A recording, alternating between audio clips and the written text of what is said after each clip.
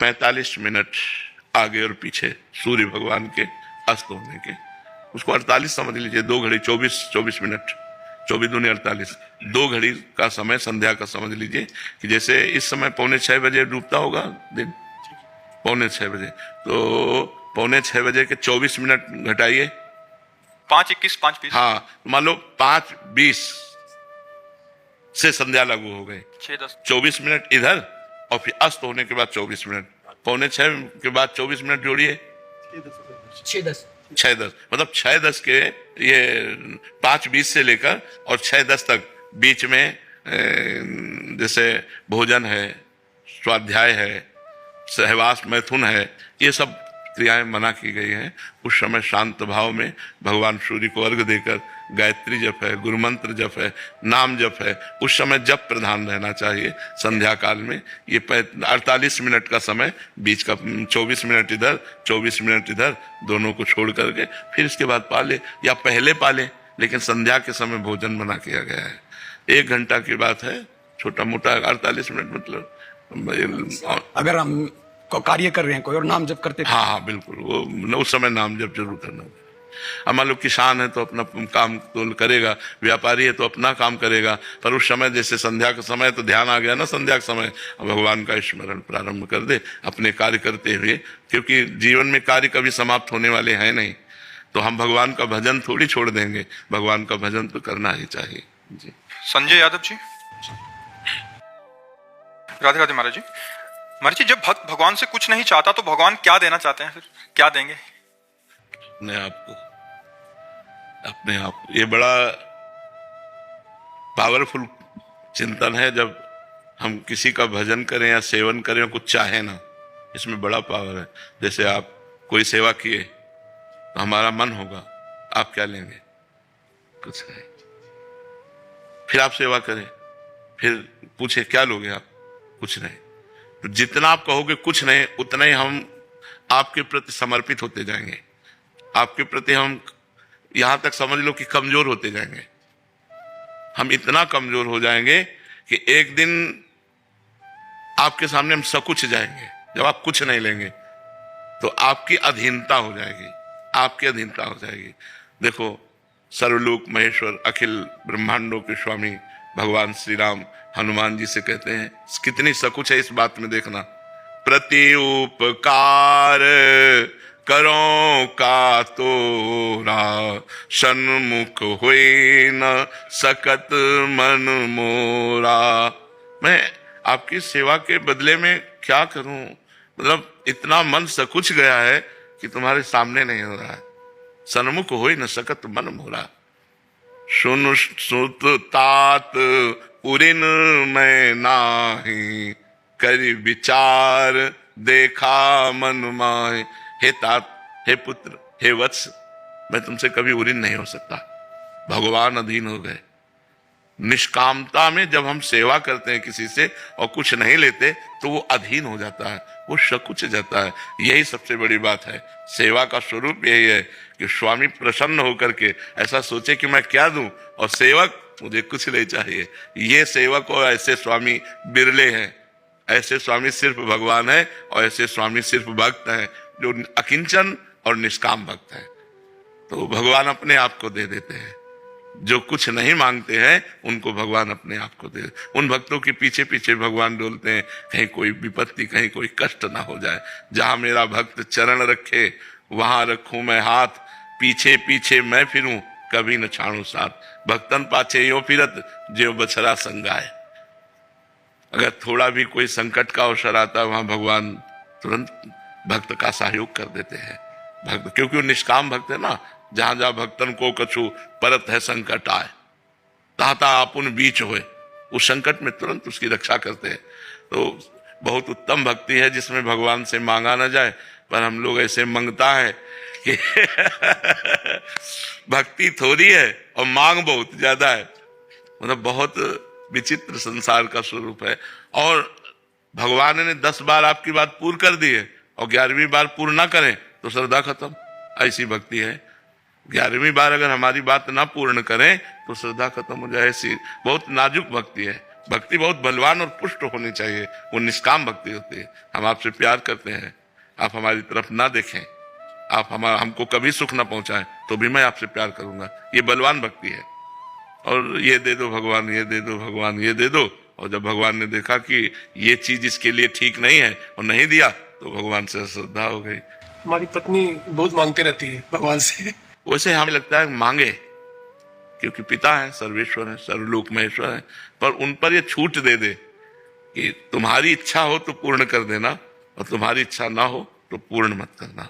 हम मांगते रहे, हमारा मांगने का स्वभाव है, लेकिन जिससे हमारा मंगल हो वही बात पूर्ण करना। तो हम भगवान को छूट भी तो दे दें, अब ये होना ही चाहिए तो ऐसा भी नहीं। भगवान सेवक थोड़े, वो स्वामी है, वो देखेंगे। जैसे छोटा बच्चा माँ से कहता हम चाकू से खेलेंगे, तो चाकू से थोड़े, वो बहुत बिरज जाए, क्योंकि वो जानती है कि चाकू से खेलना चलेगा, अपने मार लेगा। ऐसे ही भगवान से यदि हम माया मांगे और भगवान देख रहे हैं कि इससे इसका मंगल हो जाएगा, तो फिर देंगे नहीं, चाहे जितना रो, क्योंकि भगवान मंगल भवन है, वो अपने भक्त का मंगल ही करते हैं। सर्वशक्ति उपाध्याय जी। राधा वल्लभ श्री श्री हरिवंश महाराज जी। गुरुदेव, जब मेरे जीवन में प्रतिकूलता थी तब नाम जप निरंतर चल रहा था, परंतु जब से जीवन में अनुकूलता आई है एवं माया के प्रभाव से समाज में प्रशंसा रूपी सम्मान मिला है, कभी कभी तब मेरा भजन नहीं बन पा रहा महाराज जी। हाँ, इसीलिए सम्मान को विष कहा गया है, अपमान को अमृत कहा गया है। अनुकूलता को और प्रतिकूलता को दोनों को समान करके भजन किया जाए तो बात बन जाएगी। देखो, अनुकूलता रहेगी नहीं, जब प्रतिकूलता नहीं रही थी तो अनुकूलता कैसे रह जाएगी। जैसे दिन है तो रात आएगी, रात है तो दिन आएगा। ऐसे हमको अनुकूलता में डट के भजन करना चाहिए कि प्रतिकूलता को सहने की सामर्थ्य आ जाए। और प्रतिकूलता में भजन तो होता ही है भक्त का, क्योंकि वो भगवान के सिवा और कोई आश्रय नहीं रहता। अनुकूलता में थोड़ा मन मनोरंजन में लग जाता है, तो उसी को संभाल लो, अनुकूलता में संभाल लो तो बढ़िया बात। अगर हमारा अनुकूलता में भजन बन रहा है डट के, तो प्रतिकूलता में स्वाभाविक भजन बनेगा। कुछ लोगों का कहना होता है कि अनुकूलता में भजन होता है, प्रतिकूलता में छूट जाता है, पर सिद्धांत है यदि अनुकूलता में भजन करोगे तो प्रतिकूलता में और गाढ़ भजन होगा, क्योंकि भगवान के सिवा कोई हमारा आश्रयदाता है नहीं, तो हम और भगवान का भजन करते हैं। तो जहाँ सुख सामग्री आती है वहां भगवान को भूल जाते हैं। तो ऐसी असावधानी ना करें, सुख में और भजन करें, नियम पूर्वक भजन करें, तो हम विपत्ति पर विजय प्राप्त कर लेंगे। जो कल आने वाली है उस पर हम विजय प्राप्त कर लेंगे। भगवान कृपा करें कि मेरा नाम जप होना। आप खूब नाम जप में लगो जी। जतिन सैनी जी। श्री हरिवंश। श्री हरिवंश महाराज जी। महाराज जी, मैं पिछले 4 साल से एकांतिक वार्तालाप सुन रहा हूँ। नाम जप से जीवन में बहुत परिवर्तन आया है, पर जब दूसरों के मन की बात सुनने को मिलती है कि उनके हृदय में गंदे विचार आ रहे हैं, तो मेरे मन में तो आते नहीं महाराज जी। कहीं मैं गलत मार्ग पे तो नहीं हूँ? अहंकार मत करो, अहंकार मत करो। मेरे मन में गंदे विचार नहीं आते, ऐसे अहंकार न करो। अलग अलग धरा है। मानो जैसे ये भजन कर रहे हैं, इनको 4 साल हुए, लेकिन आप 10 साल पूर्व जन्म में भजन कराए और इस साल में अभी सुनाओ जागृत हो गया, भजन शुरू हो गया, तो आपका 10 साल पीछे का है ना, तो जुड़ गया ना, तो आप आगे चलोगे। तो आप आज से आगे थोड़ी चल रहे हैं, पीछे भजन हुआ है, वही जागृत हुआ है। तो पीछे जो लड़ाइयां लड़ी वो आज लड़ रहा है, तो वो जब आज का अनुभव बताएगा तो आपको लगेगा कि हमारे, तो आपका 10 साल का पीछे का स्टॉक है। समझ पा रहे आप? तो अहंकार न करे, दैन्य भाव से रहे कि भगवान की बड़ी कृपा है, जो हमारे अंदर कोई विकार नहीं आ रहे और नाम जप में बड़ी प्रीति हो रही। शांत भाव से चले, और जो जप रहा है और जिसके मन में विकार आ रहे हैं, भगवान उन पर भी कृपा करेंगे। आज नहीं तो कल उनका भी हृदय निर्मल हो जाएगा, क्योंकि नाम जप चल रहा है तो निर्मल तो हो ही जाएगा। तो ऐसे अहंकार कभी न करे कि मेरे हृदय में कोई दोष नहीं है। ममता रानी जी। राधा राधे महाराज जी। महाराज जी, मनुष्य जीवन में आने वाली परिस्थितियों के समय भी जब उसे चारों तरफ अंधकार ही दिखाई दे, तो नाम सुमिरन भजन आदि उस समय कैसे संभव है महाराज? क्यों नहीं, उस समय तो बिल्कुल ऐसे संभव है जैसे तूफान आ जाए, पहाड़ का आश्रय ले ले। तूफान आ जाए और पहाड़ का आश्रय ले ले, तो ऐसे ही जब कोई आश्रय नहीं दिखाई दे रहा, तभी तो चकाचक आश्रय भगवान का होता है। तभी तो समय सुदृढ़ आश्रय होता है कि हे भगवान, हे नाथ, अब आपके सिवा कोई नहीं है, हे नाथ आप संभालना, हे भगवान आप संभालना। वही तो शरणागति के लिए ठीक अवसर है। जब कोई सहयोग न दे तब सच्ची शरणागति होती है भगवान की। कोई अब नहीं है, नाथ चारों तरफ अंधेरा, आपके सिवा कोई नहीं। तो ऐसा कैसे हो सकता है कि संसार हमें साथ नहीं दे रहा और भगवान की याद हमें ना आवे? ऐसा कैसे हो सकता है? हम भक्त हैं, कहीं ना कहीं सत्संग सुन रहे हैं, कहीं ना कहीं संतों से मिल रहे हैं, तो हमारे हृदय में एक बात तो है कि जब कोई सहारा न देगा तो भगवान तो है ना। तो भगवान का आश्रय विपत्ति में बहुत जोर का होता है। हे नाथ, अब आप ही बचाओ, हे प्रभु अब आप ही इज्जत रख सकते हो, हे भगवान अब आप ही हमारा सहयोग कर सकते हो। उस समय तो ऐसी प्रार्थना प्रतिपल होती है और एकदम तदात्म हो जाता है भगवान में जीव। जब संकट आता है, जब विपत्ति आती है, पर वो जो भगवान का भजन कर रहा है, जो भजन नहीं करेगा वो मारा घूमेगा, उससे फोन मिलाएगा, उससे बात करेगा, उससे बात करेगा, निराश हो जाएगा, ज्यादा निराश हो जाएगा तो की सोच लेगा, वो भगवान की तरफ जाने की नहीं सोचेगा। जिसने भजन नहीं किया, जो भगवान से नहीं जुड़ा है, उसको रास्ते नहीं पता है भगवान का। नहीं तो जो थोड़ा भी भजन करता है तो जहां विपत्ति आई तो एकदम समिट गया और एकांत होकर भगवान का सुमिरन करता है और उसके विपत्ति का नाश निश्चित होगा जो विपत्ति के समय भगवान का सुमिरन करता है। हरि स्मृति सर्व विपद विमोक्षणा, भगवान की स्मृति समस्त विपत्तियों का नाश कर देती। पक्का खूब नाम जप करो और कभी भी संकट आवे तो केवल भगवान का आश्रय लो, केवल भगवान से प्रार्थना करो, केवल भगवान को पुकारो। कर्नल रुपेंद्र पाठक जी। राधे राधे महाराज जी। महाराज जी, लाइफ में सब अच्छा चल रहा है, भगवान की कृपा से मुश्किल वक्त में भी भगवान निकाल देते हैं, पर एक भावना रहती है कि समय निकला जा रहा है, बहुत कुछ करना बाकी है और ऐसा ना कर पाए और अंतिम समय आ गया तो क्या क्या होगा, ऐसा क्या किया जाए कि सब खुशी से समाप्त हो। देखो, ये लाइफ सुखपूर्वक कट रही है, कोई खास बात नहीं है, क्योंकि शरीर छूटेगा और आप जिस कार्य के लिए प्रधान आए हैं उस कार्य को यदि कर नहीं रहे हैं तो बड़े भाग्य से मनुष्य शरीर मिला है। अभी शरीर छूट जाए, इसके बाद हमको किस योनि में जाना पड़ेगा कोई हमें पता नहीं है। पशु पक्षी कीड़ा मकोड़ा सुअर कुत्ता गधा क्या बनाया जाए कुछ पता नहीं है। तो हमको साधन धाम मोक्ष कर द्वारा पाई न जे परलोक सम्हारा, सो परत्र दुख पावे सिर धुनि धुनि पछताए। मनुष्य शरीर से ऐसा साधना किया जाए कि कम से कम मुझे अगला जन्म फिर मनुष्य का तो मिले, अन्य योनियों में तो न जाना पड़े। कितना दुख है अन्य योनियों में, बहुत दुख है। अपने तो थोड़ा कहीं दर्द हो जाए पीड़ा हो जाए तो डॉक्टर से मिल सकते हैं, लेकिन जंगलों में पशु पक्षी हैं, घाव हो जाता है, कांटा लग जाते हैं, बीमारियां आ जाती हैं, उनको कौन देखता है। मान लो पालतू पशु की तो औषधि पालने वाला करवा दिया, लेकिन जो जंगलों में है, जो बहुत सी ऐसी योनियां हैं, बहुत अच्छा हम खान पान रुपया पैसा मकान एकत्रित सब कर लिए, लेकिन जब शरीर छूटेगा तो कुछ साथ नहीं जाने वाला। तो जो साथ जाने वाला है उस पर हम ध्यान दें कि वो भी हमारे जीवन में होना चाहिए। जैसे ये भी आवश्यक है तो वो भी अति आवश्यक है। हमारा परिवार है, उसके पोषण के लिए धन चाहिए, धन के लिए हमें राष्ट्र सेवा रूपी नौकरी मिली है, उससे हमें धन मिलता है, परिवार का पोषण होता है और एक सम्माननीय नौकरी है, कोई साधारण नौकरी नहीं है। जो आर्मी की है ये बहुत सम्माननीय है। जो सैनिक अपने प्राणों को बलिदान करके बॉर्डर पर हर कष्ट सह रहा है, उससे बड़ा हम दो ही को सम्मान करते हैं अधिक, संत और सैनिक। जो संत तपस्या पूर्वक जीवन व्यतीत करके अपने जीवन की तपस्या समाज को देते हैं, ऐसे ही सैनिक अपने परिवार का प्रेम छोड़कर राग छोड़कर सुख सुविधा छोड़कर वो बॉर्डर पे हम चैन से सोते हैं, वो रात में जगता है, वो गोली खाने के लिए तैयार है, इसलिए हम उसका सम्मान करते हैं। तो बहुत शानदार आपकी नौकरी भी है, बहुत सम्माननीय नौकरी है। बस नाम जपना शुरू कर दीजिए। अगर नाम चल जाए तो परलोक संभल जाएगा नाम से, और इस लोक में तो भगवान ने बना ही दिया। अब अगला हमारा जो जन्म हो, एक तो हो ना, और अगर हो तो फिर मुझे भारत में मनुष्य शरीर मिले और फिर मैं साधना करके भगवान को प्राप्त हूं, अपने राष्ट्र की सेवा करूं। इसलिए नाम जप जरूर कीजिएगा। भगवान का नाम जब केवल अगर चल रहा है तो और पूजा पाठ ना भी होगा तो सब ठीक हो जाएगा। नाम जप से सब ठीक हो जाता है। हाँ, नाम जप से अंतिम समय अपने पुत्र को पुकारा अजामिल ने नारायण, तो उसका कल्याण हो गया। हम जानबूझकर नारायण नारायण जपेंगे, हमारा कल्याण नहीं हो जाएगा, पक्का हो जाएगा। इसलिए नाम जप कीजिए, जो आपको नाम प्रिय हो भगवान का वो नाम जप कीजिए। आयुष जी नेपाल से। राधे राधे। राधे राधे महाराज जी। महाराज जी, मेरा स्वभाव थोड़ा हास्य प्रिय है। मुझे लोगों को हंसाना और उन्हें खुश देखना अच्छा लगता है, इसलिए मैं उन्हें हंसी मजाक की बातें बताता हूँ। लेकिन कई बार लोग मेरे इस स्वभाव को हल्के में ले लेते हैं, वे मजाक में कुछ भी कह देते हैं और मैं कुछ नहीं कहता, क्योंकि मुझे लगता है कि अगर जब तुम मजाक करके हंसाते हो, वो मजाक कर दे तो क्या परेशानी है? तुमको भी हंस देना चाहिए, नहीं, बुरा नहीं मानना चाहिए।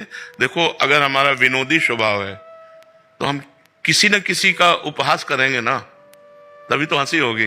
किसी न किसी वस्तु, व्यक्ति, स्थान, उसका उपहास करेंगे। अगर कोई हमारा उपहास कर देता है तो श्री महाराज जी, मैं किसी का उपहास नहीं करता हंसाने के लिए। बातें बातें में जो उस सिचुएशन के अनुसार ये कह रहे हैं मेरी बातों को फिर वो हल्के में ले जाते हैं, नहीं उनमें तो गंभीरता नहीं देते। कोई वेदांत की बात थोड़ी कि आपकी बहुत गहरी बात है। हल्की बात तो है, हंसाना हल्की बात तो है ना।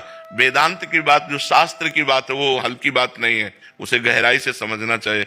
हंसी मजाक की बातों को गहराई से थोड़ी लेना चाहिए। आप गहराई से ले रहे हो, इसलिए आपको लगता है सामने वाला हल्की बात हमारी करके हमको नीचा समझ रहा है। आप गहराई से ले रहे हो, आपको नहीं लेना चाहिए। सामने वाला यदि हमारा विनोद कर रहा है, हमारा मजाक उड़ा रहा है, तो हमको भी हंस देना चाहिए। अपने को अपनी मस्ती में रहना चाहिए। दूसरा हमें क्या कह रहा है ऐसा देखोगे तो मस्त नहीं रह पाओगे। दूसरा उसकी मति है, उसकी बुद्धि, उसकी खोपड़ी है, वो अपना काम कर रही है। हमारी खोपड़ी जो काम कर रही है, हमको अपने में मस्त रहना चाहिए। ठीक है ना? नाम जब करते हो, हाँ, बहुत सुंदर है। प्रभात राय जी, वाराणसी से। राधे राधे महाराज जी। राधे राधे महाराज जी। महाराज जी, मैंने पुलिस की सेवा में आने से पूर्व श्री रामचरितमानस पर हाथ रखकर कसम ली थी कि जीवन में रिश्वत नहीं लूंगा। अभी तक निर्वहन भी कर रहा हूं, परंतु अनेकों लोग समझाते हैं कि अगर कोई व्यक्ति खुशी से दे रहा है तो लेने में क्या जाता है। हम एक सैनिक है जो समाज की सुरक्षा के लिए हमें सरकार वेतन देती है। खुशी से कोई हमको दे दे तो कोई हम तीर्थ पुरोहित थोड़ी कि कोई खुशी से दे दिया। हम एक सैनिक है। खुशी से वही देगा जो दोषों को छुपाना चाहता है और निर्दोष को फंसाना चाहता है, वही खुशी से देगा। निर्दोष कभी आपको पैसा नहीं देगा, देगा तो दोषी ही देगा। क्यों? आप विचार करके देखो, जब हम निर्दोष हैं तो हम आपको पैसा क्यों देंगे? लेकिन जो दोषी होगा ना, वो आपकी बुद्धि को भ्रष्ट कर देगा और वो आपके परिवार में बड़ा कुप्रभाव लाएगा। कभी नहीं। जैसे आप बोले ना, ऐसे एक ऑफिसर थे, पुलिस ऑफिसर, तो उन्होंने कहा कि मैंने जब से आपका सत्संग सुना तब से मैं कसम ले लिया हूं कि कभी घूस नहीं लूंगा। और मेरे अधिकारी मेरे ऊपर जोर डालते हैं, तो हमका ये वीडियो पड़ जाएगा आप जैसा। बोले मुझे इसकी कोई परवाह नहीं, हमका सस्पेंड कर दे जाओ। बोले 3 बार हो चुका हूं सस्पेंड। बोले मुझे इसकी कोई परवाह नहीं है, अब मैं कसम खाता हूं कि आजीवन कभी घूस नहीं लूंगा। तो ऐसे हमारे वंदनीय राज कर्मचारी होते हैं जो ऐसा नियम लेते। जैसे आपने कहा रामचरितमानस पर हाथ रखकर, बहुत धन्य है, जीवन धन्य है। आप अपना जो कर्तव्य कर्म कर रहे हैं ना, यही पूजा है। पर ऐसे लोगों को प्यार बहुत कम मिलता है, क्योंकि संसार में आप जैसे लोग बहुत कम पाए जाते हैं। आप लोगों को उपहास ज्यादा मिल सकता है, नीचापन दिखाया जा सकता है। आजकल जैसा हवा चल रही हो वैसे बहो, तब तो लोग सम्मान करेंगे। लेकिन ऐसी स्थिति में भगवान सम्मान करेगा। और जिसको भगवान प्यार देता है वही वास्तविक प्यार है। ये छल कपट लोग, कपटी लोग प्यार करें तो उससे क्या फायदा? भगवान प्यार करें, यही सबसे बड़ी बात है। तो आप अच्छे से चलिएगा। कोई खुशी से दे भी तो नहीं लेना। छोटे अधिकारी जो होते हैं उनको बड़े अधिकारियों से बहुत दबना पड़ता है, और बड़े अधिकारी जैसा आदेश करते हैं और ना चाहते हुए उनको पालन करना पड़ता है। लेकिन वो बहादुर होते हैं जो स्वयं कभी घूस नहीं लेते, स्वयं कभी अधर्म का पैसा नहीं लेते। धन्यवाद है, ऐसे बहुत से ही होंगे, हम उनको धन्यवाद देते हैं जो धर्म से चलते हैं, कभी घूस नहीं लेते, कभी निर्दोष को दंड नहीं देते और दोषी को बख्शते नहीं। ये बहुत अधिकार, अपने अधिकार के अनुसार चले तो बहुत समाज की सेवा हो सकती है। बहुत दोनों के फल में क्या अंतर होगा? एक नहीं ले रहा, खुशी से दे रहा है, और एक ले रहा है, इसका और इसका क्या होगा? हाँ, जो ले रहा है, अब हम कैसे तुम्हें बताएं? चलो के परिवार के पूरे सदस्यों की फोटो लीजिए और उनके परिवार की जानकारी कीजिए कैसे चल रहे हैं। और जो नहीं ले रहे हैं, आप उनके परिवार की जानकारी कीजिए। परिवार के लिए ये तो अर्थ लिया जाता है। हम प्रायः देखा है, बड़े बड़े अधिकार के पदों में अगर आपने घूस अधिक ली है तो आपको अंत में रोना पड़ेगा, और अंत में आपको विनाश अपनी आंखों से देखना पड़ेगा। अपनी आंखों से सब कुछ नष्ट होते हुए आपको दिखाई देगा। इसलिए बहुत होश में रहना चाहिए। घूस, बेईमानी, अधर्म का पैसा परिवार को बहुत हानि पहुंचाता है, और अपने तो जलेंगे ही क्योंकि अपना कर्म है। इसलिए बहुत धन्यवाद है। आप नमक रोटी खाओ, भले साइकिल से चलो, लेकिन जो हमारी सरकार फीस देती है, पेमेंट देती है, उसी से अपना गुजारा करो, अन्य पैसे लेने की कोशिश मत करो। तो आजीवन तुम बादशाह रहोगे, अपने मन के बादशाह रहोगे। तुम्हें कभी अपना मन तुम्हें गिलानी में नहीं लाएगा। तुम्हें रहेगा ठीक है, हम अपने बच्चों की कामनाएं पूर्ण नहीं कर सकते, अपने परिवार को वीआईपी नहीं दे सकते भोग सामग्री, लेकिन मैं धर्म से चला हूं। तो ये आपको एक अंदर पुष्टता प्रदान करेंगे और भगवान आपके सहयोग में रहेंगे, और जिसके सहयोग में भगवान रहते हैं उसका मंगल ही होता है। महाराज जी, इनका भी सिमिलर प्रश्न है। ये कह रहे हैं कि अनैतिकता से अर्जित धन प्राप्त करता हूँ, पता होते हुए भी कहीं ना कहीं गलत कर रहा हूँ, लेकिन मन संकेत देता है कि सब कर रहे हैं वो तो सही सही चल रहा है। नहीं, ऐसा नहीं है। सब कर रहे हैं तो सब भोग भी तो रहे हैं। तो मुझे लगता है थोड़ा अपनी आवश्यकताओं को कम करके यदि हम धर्म पूर्वक चलें तो ज्यादा अच्छा रहेगा। हम बेईमानी का धन ना लें, हम अनैतिकता का धन ना लें तो अच्छा है। और जो आ चुका हो उसको गौशाला है, बीमारों की जहाँ फ्री दवाएं दी जाती हैं, ऐसी जगह में उसको दे देना चाहिए।